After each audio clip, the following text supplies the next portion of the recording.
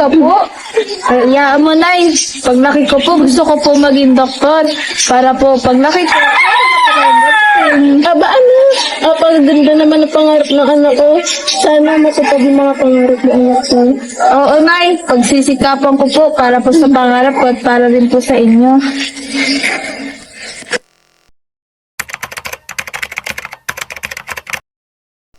1,700.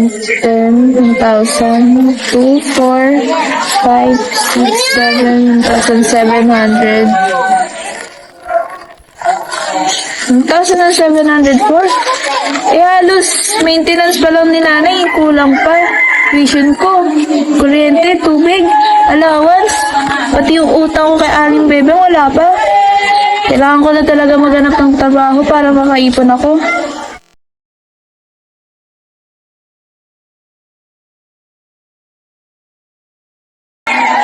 Yun! Uy, Luna! Kamusta ka na dyan sa Manila? Kamusta na? Oh, Yana, ikaw pala yan, napatawag ka. Ayos lang naman ako dito sa Maynila, kayo ba? Ang tagal na nating hindi nag-usap, Luna, dediretsuhin na kita. Kailangan ko kasi ng trabaho. Wala na akong allowance, saka sa maintenance si nanay. Oo na rin kami dito sa utang, kaya may recommend ako bang trabaho dito sa Manila? Sakto, marami akong alam na trabaho dito sa Maynila. Handa ka bang makipagsapalaran kahit masalimuot at madugo ang trabaho dito?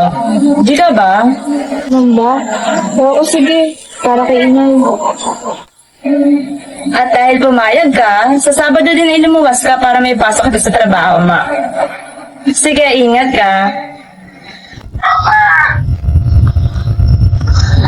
Nay!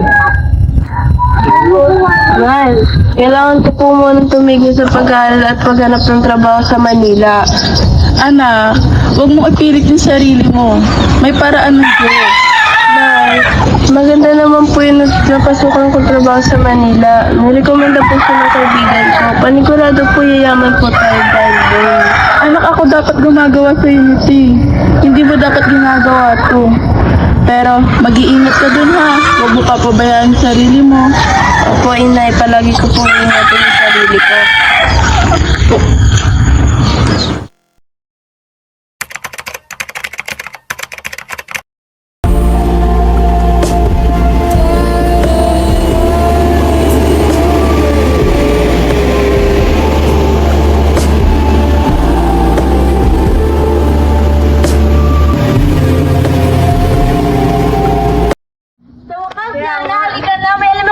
Para sa'yo.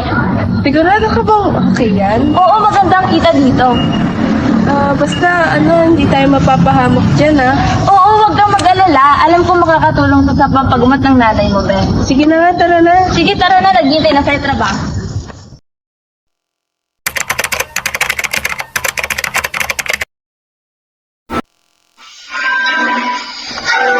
Luna, dito ba tayo magtatrabaho?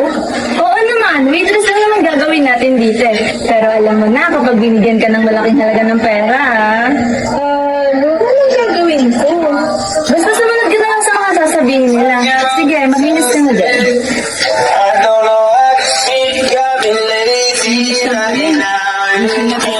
Step from my head, I'm trying to give it up.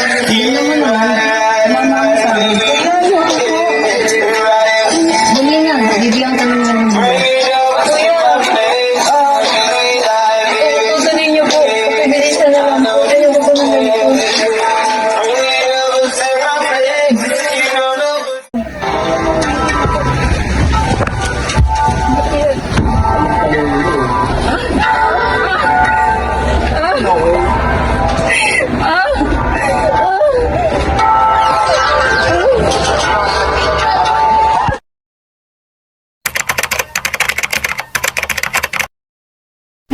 Luna, tulungan mo ako makahalap ng bagong trabaho. Ayoko nito. Hindi to yung trabaho gusto ko.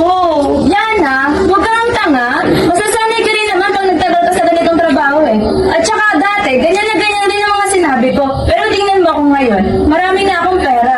Kung ako sa'yo, huwag ka nang mag-inarte dyan at sumunod ka lang sa mga pinapagawa nila. At saka para rin naman to sa nanay mo, di ba?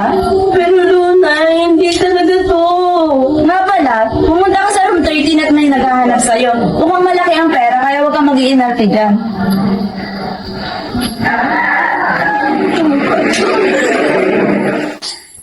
Nangiyak ang babae ka?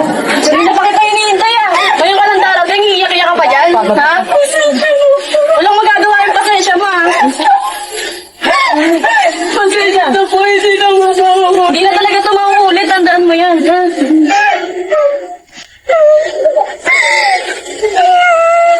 Tama ba to? Tama ba to? Pinasok ko? Kasi kung oo, gagawin ko lahat. Kahit papuhin, bugbugin nila ako. Para sa nanay ko. Para sa pangarap ko.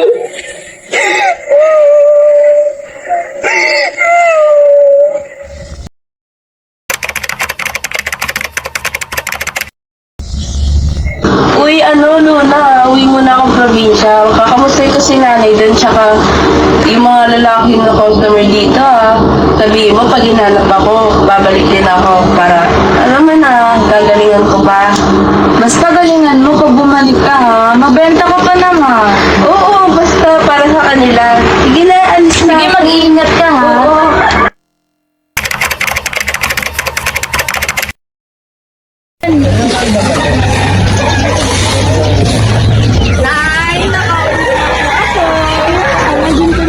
Naupo ka muna. Tara na, inubo tayo. O yan na, sobrang ikli ang suot mo. Nay, hindi yan maikli. Uso yan ngayon sa Manila. Ang ganda-ganda nga neto, Nay. Yung buong kaluluwa mo sa suot mo. Yan. Alam mo na, hindi na yan mahalaga. Ang mahalaga, nandito ako ngayon na nakakausap mo. O, sige, Alam mo ba, Noy, sa Manila, wala na akong ibang ginawa kundi isipin po kayo. Kasi po, ano na po nangyayari sa inyo dito? Tsaka yung mga pera po na pinapadala ko, kapos na po. Kayo po, yung kalusugan niyo po. Okay naman nakanak. Sobra-sobra pa ang pinapadala mo dito. Sobra-sobra? Nay, hindi na po sobra yun. Actually, kulang pa nga po yun kasi sa sobrang dami niya pong ginawang pagsasakripisyo para sa akin. Ano ba? Nay, huwag niyo na pong alamin. Mas mahalaga po ay nakakapagpadala po ako ng pera sa inyo. Yana, ano ba talaga kasi trabaho mo din sa Maynila? Nay, wala nga po. Yana!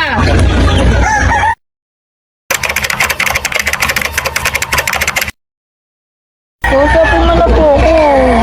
Yana, ano ba kasi trabaho mo sa Maynila? Nay, kahit ako ngayon, hindi ko alam kung ano yung trabaho ko sa Manila. Nay, huwag po kayong magagalit. Nililihim po ako sa inyo. Nay, isa po akong prostitute sa Manila. At lahat po ng pera na kinikita ko doon, ayun po yung pinapadala ko po sa inyo. Putang ina naman, Yana. Prostitute! Hindi ko kailangan ng... Wala ko isang anak na ganyan, Yana. Hindi ko matatanggap lahat ng binigay mong pera para sa pagpagamot ko. Kahit mamatay na lang ako, sakit ko. Hindi ko matatanggap yan.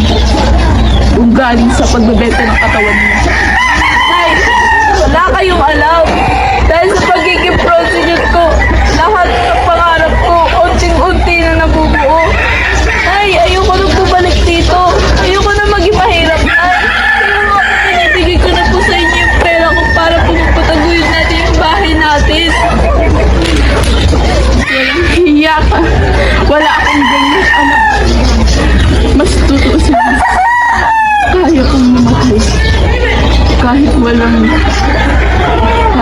yung utang ng perang yun. Wala akong anak na isang prostitute. Tandaan mo yun, Yana. Tumigil ka sa pagiging prostitute mo kung ayaw mo. Nay, hindi ko na po pwedeng itigil to. Malaking pera na po yun na simulan ko. Hindi naman po basta-basta ipibitawan yun. Yana. Yana. Oh, nagawa ko. Pero, alam kong sarili ko pagkakamali ko, Yana.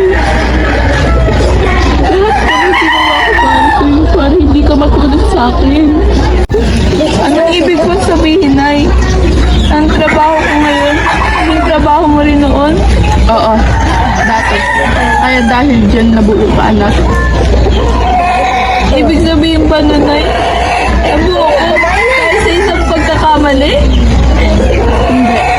Masaya ako kung na binigay ka sa akin ng Diyos.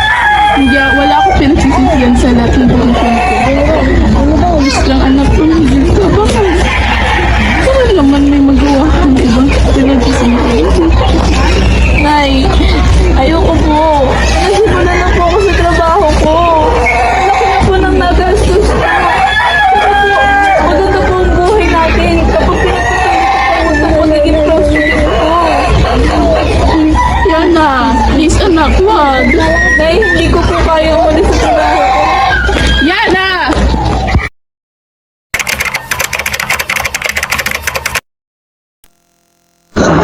Mukhang marami kang benta ngayon, ha?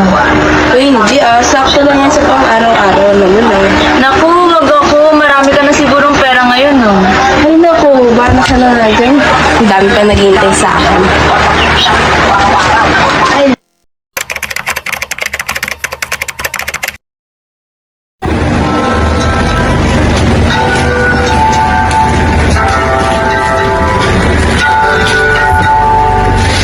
Galing mo talaga pumili ng lugar, Jay. Ang daming maganda babae dito, ah. Para mag-enjoy ako ngayong gabi. Talaga magugustuhan niyo, pare. Ay, kayong dalawa talaga. Makakita na kayo sa sexy, may na yung katawan niya. Hoy, Alex, ikaw kaya ngayon, ha? Ikaw magbabayad din yung gabi. Ako lang, paulit-ulit kayo. Kanina kayo niya magbabayad sa mga babae doon. Naku, tignan mo rin, yung mga babae, no? Sasarap. Kanina pa ako inaakit. Uy, Vince, bumili ka na ng babae para sa atin. Ano na? Miss, available po ba siya? Ah, yes. Gusto niyo po ba? Sige po, tatawagin ko. Girls, halika na. Bakit po? Mukhang may nagkakagusto sa inyo, halatang mayayaman. Oo, makakilala kayo. Ang ano dun sa isa, halatang bet ako eh. Mukhang mababasarap ako ngayong gabi ha. Ay, naku, dito na sila. Ah, sir, eto na po sila. Kayo na pong bahala.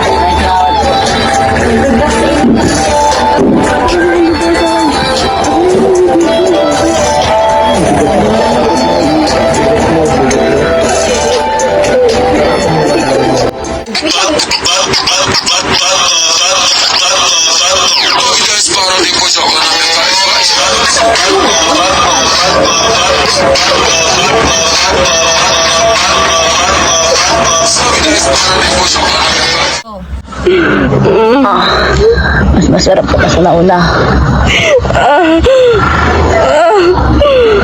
Sige pa.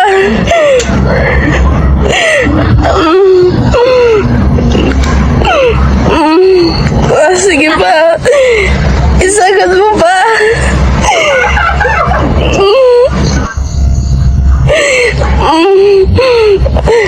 Bilisan mo, malapit na ako.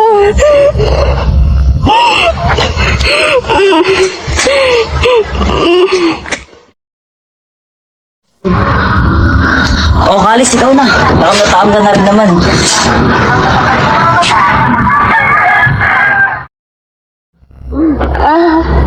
Best day ever. Ang galing mo at sobrang sarap. Bilisan mo pa.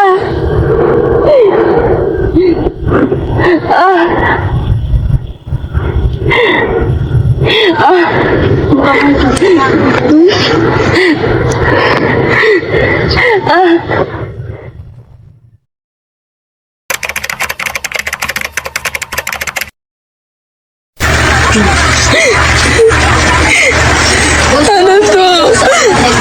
Buntis ako. Hindi pwede to. Hindi pwede.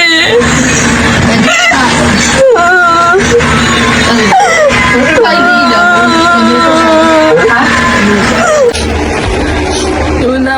O, Yana. Luna, buntis ako. Hindi ka na dapat magulat na buntis ka, Yana. Alam mo naman ang trabaho mo, di ba? Prostitute ka at hindi na imposible na hindi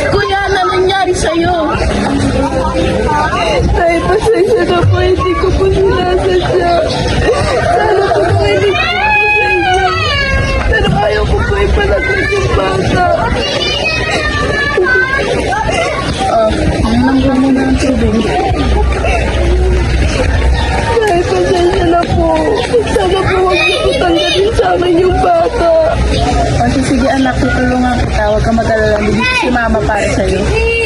Ha?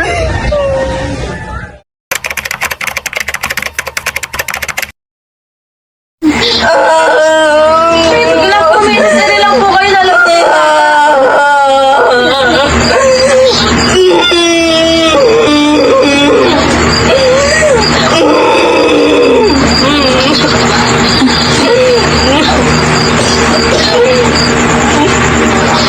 Ito na po yung anak ko.